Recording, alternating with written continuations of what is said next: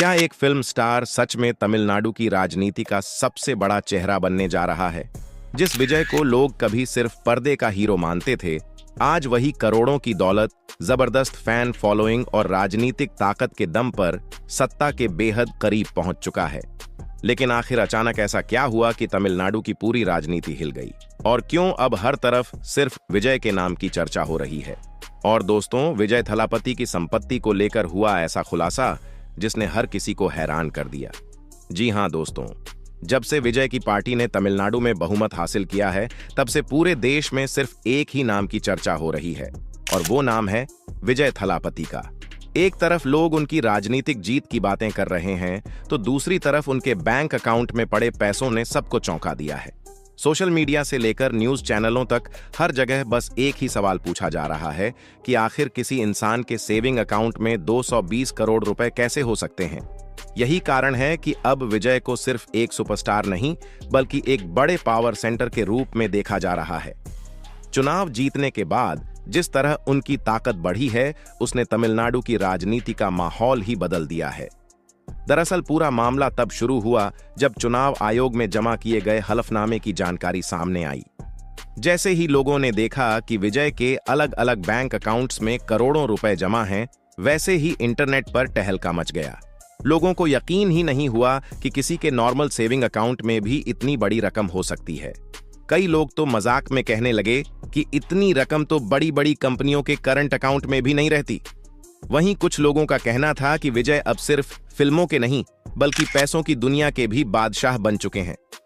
लेकिन कहानी सिर्फ यहीं तक सीमित नहीं है, क्योंकि विजय के पास केवल एक बैंक अकाउंट नहीं, बल्कि कई अलग अलग बैंकों में खाते मौजूद हैं।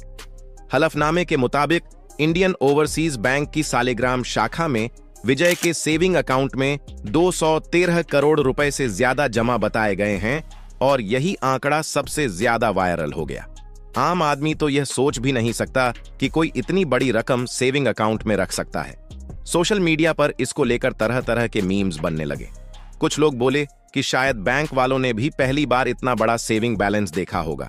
इसके अलावा axis bank, HDFC bank, ICICI bank और SBI में भी विजय के अकाउंट बताए गए हैं। सबसे ज्यादा हैरानी लोगों को तब हुई जब एक अकाउंट में सिर्फ कुछ हजार रुपए का बैलेंस निकला। एक तरफ करोड़ों की रकम और दूसरी तरफ मामूली बैलेंस ने लोगों को सोचने पर मजबूर कर दिया, और फिर सोशल मीडिया पर इसे लेकर अलग अलग चर्चाएं शुरू हो गईं। मामला तब और ज्यादा चर्चा में आया जब लोगों को पता चला कि विजय के पास सिर्फ सेविंग अकाउंट ही नहीं, बल्कि कई बड़े फिक्स्ड डिपॉजिट भी मौजूद हैं।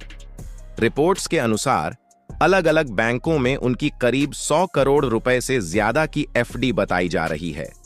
एक्सिस बैंक में भारी रकम की FD, इंडियन ओवरसीज बैंक में करोड़ों का डिपॉजिट, HDFC बैंक और SBI में भी बड़ी रकम निवेश की गई है। अब लोग यही सवाल कर रहे हैं कि आखिर विजय ने इतनी बड़ी रकम बैंकों में ही क्यों रखी हुई है? क्योंकि आमतौर पर इतने अमीर लोग अपना पैसा बिजनेस या शेयर मार्केट में लगाते हैं, लेकिन विजय का तरीका थोड़ा अलग नजर आ रहा है। कुछ फाइनेंशियल एक्सपर्ट्स का मानना है कि विजय बहुत सोच समझकर निवेश करते हैं और ज्यादा रिस्क लेना पसंद नहीं करते, इसलिए उन्होंने अपने पैसों का बड़ा हिस्सा बैंक डिपॉजिट में रखा हुआ है। वहीं कुछ लोगों का यह भी कहना है कि राजनीति में आने के बाद विजय अपनी आर्थिक ताकत का संदेश देना चाहते थे, ताकि हर किसी को पता चल जाए कि वो सिर्फ फिल्मी दुनिया के स्टार नहीं, बल्कि बेहद प्रभावशाली और ताकतवर इंसान भी हैं। अगर कुल रकम को जोड़ लिया जाए तो सिर्फ बैंक अकाउंट और FD मिलाकर विजय के पास 300 करोड़ रुपए से ज्यादा की रकम बताई जा रही है, और यही आंकड़ा लोगों को सबसे ज्यादा हैरान कर रहा है। क्योंकि आमतौर पर लोग किसी अभिनेता की नेटवर्थ के बारे में सुनते हैं, लेकिन बैंक में इतना बड़ा कैश डिपॉजिट बहुत कम देखने को मिलता है। अब विजय की तुलना सिर्फ एक फिल्म स्टार से नहीं, बल्कि बड़े उद्योगपतियों और ताकतवर राजनीतिक चेहरों से भी होने लगी है। ऐसे में सबसे बड़ा सवाल यही उठता है कि आखिर विजय ने इतनी बड़ी दौलत बनाई कैसे? इसका सबसे बड़ा कारण है उनकी फिल्में। पिछले कई सालों से विजय साउथ फिल्म इंडस्ट्री के सबसे ज्यादा फीस लेने वाले एक्टर्स में गिने जाते रहे हैं। उनकी लगभग हर फिल्म बॉक्स ऑफिस पर करोड़ों की कमाई करती थी, और इसी वजह से उनकी फीस लगातार बढ़ती चली गई। कहा जाता है कि एक वक्त ऐसा भी आया जब विजय एक फिल्म के लिए करीब 150 करोड़ रुपए तक फीस लेने लगे थे। सिर्फ फिल्म की फीस ही नहीं, बल्कि प्रॉफिट शेयरिंग से भी उन्हें भारी कमाई होती थी। फिल्म रिलीज होने के बाद ओटीटी राइट्स, सैटेलाइट राइट्स और म्यूजिक राइट्स से आने वाले पैसों में भी उनका हिस्सा रहता था। यही वजह रही कि उनकी कमाई बाकी कई बड़े अभिनेताओं से काफी ज्यादा हो गई। धीरे धीरे फिल्मों के जरिए विजय ने इतनी बड़ी संपत्ति बना ली कि आज उनका नाम देश के सबसे अमीर एक्टर्स में लिया जाता है।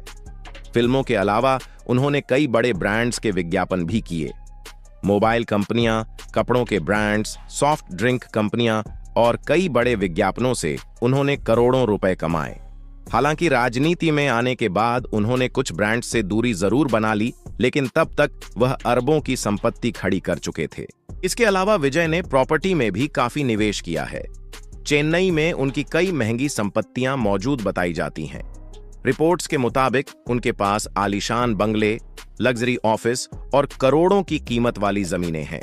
उनकी लाइफस्टाइल भी हमेशा चर्चा में रही है।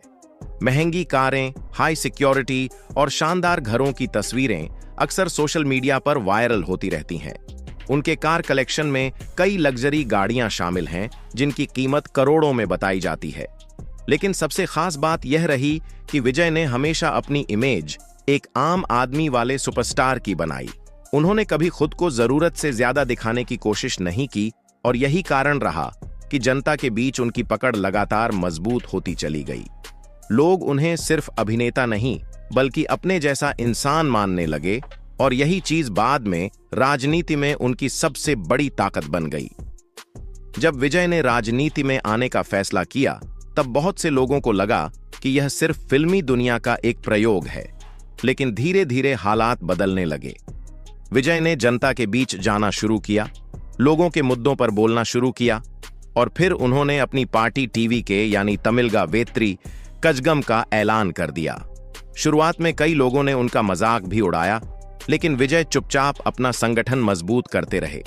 उनकी रैलियों में भारी भीड़ जुटने लगी। खासकर युवाओं के बीच उनका क्रेज तेजी से बढ़ता दिखाई दिया। लोग घंटों सिर्फ उनकी एक झलक पाने के लिए खड़े रहते थे। धीरे धीरे विजय ने खुद को सिर्फ फिल्म स्टार नहीं, बल्कि जनता की आवाज के रूप में पेश करना शुरू कर दिया और यही बात लोगों को पसंद आने लगी।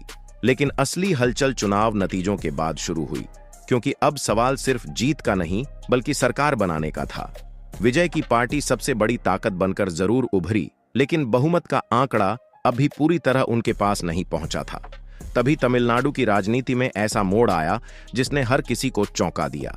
अचानक खबर आई कि कांग्रेस ने विजय की पार्टी को समर्थन देने का फैसला कर लिया है और बस यहीं से पूरा राजनीतिक माहौल बदल गया। कई सालों से डीएमके के साथ दिखाई देने वाली कांग्रेस का अचानक रुख बदलना किसी बड़े राजनीतिक झटके से कम नहीं माना गया। जैसे ही यह खबर सामने आई, न्यूज चैनलों पर बहस शुरू हो गई और राजनीतिक गलियारों में चर्चाएं तेज हो गईं। लोग यही पूछने लगे कि आखिर कांग्रेस ने इतना बड़ा फैसला क्यों लिया, क्योंकि जिस गठबंधन को लोग मजबूत मान रहे थे, वही अब कमजोर पड़ता दिखाई देने लगा था। दरअसल कांग्रेस लंबे समय से तमिलनाडु में खुद को कमजोर स्थिति में महसूस कर रही थी। डीएमके के साथ रहने के बावजूद पार्टी को वह राजनीतिक स्पेस नहीं मिल पा रहा था जिसकी उसे उम्मीद थी।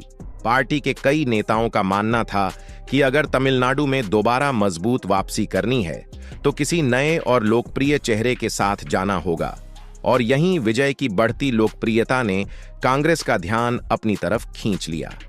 चुनाव नतीजों के बाद जब यह साफ दिखने लगा कि युवा वोटर्स तेजी से विजय के साथ जुड़ रहे हैं, तब कांग्रेस ने ज्यादा देर नहीं लगाई और समर्थन का ऐलान कर दिया। इस फैसले ने विजय को सरकार बनाने के बेहद करीब पहुंचा दिया और यही बात डीएमके के लिए सबसे बड़ी चिंता बन गई, क्योंकि अब मामला सिर्फ सीटें हारने का नहीं, बल्कि सत्ता हाथ से निकलने का हो चुका था। राजनीतिक गलियारों में चर्चा शुरू हो गई कि कांग्रेस ने यह कदम सिर्फ वर्तमान नहीं, बल्कि भविष्य को ध्यान में रखकर उठाया है। उधर विजय के समर्थकों में जबरदस्त उत्साह देखने को मिलने लगा। सोशल मीडिया पर लोग कहने लगे कि अब सरकार बनना लगभग तय है। विजय के घर के बाहर भीड़ बढ़ने लगी और पार्टी कार्यकर्ता जश्न मनाने लगे। दूसरी तरफ डीएमके खेमे में बेचैनी साफ दिखाई देने लगी।